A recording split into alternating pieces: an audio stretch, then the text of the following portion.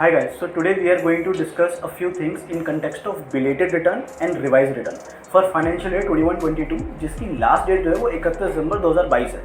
तो इस वीडियो में हम कुछ चीज़ें डिस्कस करेंगे और बहुत जल्दी से डिस्कस करेंगे। तो सबसे पहले हम रिवाइज रिटर्न के बारे में बात करते हैं। आपकी फाइनेंशियल ईयर 21-22 में अगर आपने ऑलरेडी कोई रिटर्न फाइल कर दिया, भले ही वो आपने ड्यू डेट जो कि 31 जुलाई 2022 थी उससे पहले फाइल करी हो या उसके बाद फाइल करी हो, आप अपनी उस ITR को रिवाइज कर सकते हैं 31 दिसंबर 2022 से। तो सबसे पहला सवाल तो यही हल हो जाता है कि क्या हम ITR रिवाइज कर सकते हैं? जी हाँ, बिल्कुल कर सकते हैं। कब तक कर सकते हैं?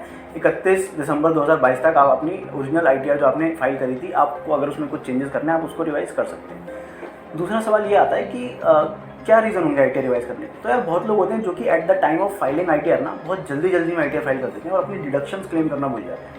तो वो डिडक्शंस क्लेम ना कर पाने की वजह से या तो वो at the time of filing the ITR ज़्यादा टैक्स पे करते हैं, या फिर उनके एम्प्लॉयर ने जो ऑलरेडी उनका TDS काट रखा होता है ना, वो उसका रिफंड क्लेम नहीं कर पाते। तो अगर आपके साथ भी ऐसा ही हुआ है कि आप कुछ अपनी डिडक्शंस क्लेम करना भूल गए, आप चाहते हैं कि अब आप क्लेम करके अपना रिफंड ले लें, तो भले ही आपका TDS जो है उसमें से मिल जाएगा आपको रिफंड, या फिर आपने सेल्फ असेसमेंट टैक्स भी अगर पे कराओ, आपने खुद से टैक्स पे कराओ अगर ITR फाइलिंग के टाइम पे, तो वो भी आपको रिफंड मिल जाएगा अगर आप अपनी ITR रिवाइज कर लें 31 दिसंबर 2022 से पहले।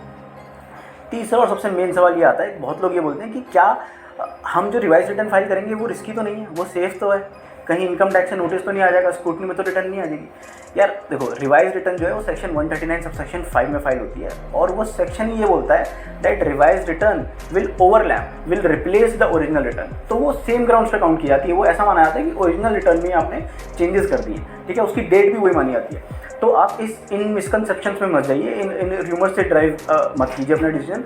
आप रिवाइज रिटर्न बिल्कुल फाइल कर सकते हैं और वो उतनी ही सेफ है जितनी ओरिजिनल रिटर्न सेफ होती है, और उसी पैटर्न पे उसको प्रोसेस किया जाता है। तो आपको इसके संदर्भ में और कोई जानकारी चाहिए हो या और कोई हेल्प चाहिए हो कि आप कैसे अपना रिफंड क्लेम कर सकते हैं 31 दिसंबर 2022 से पहले, तो you can always get in touch with me. My contact details are in the description box.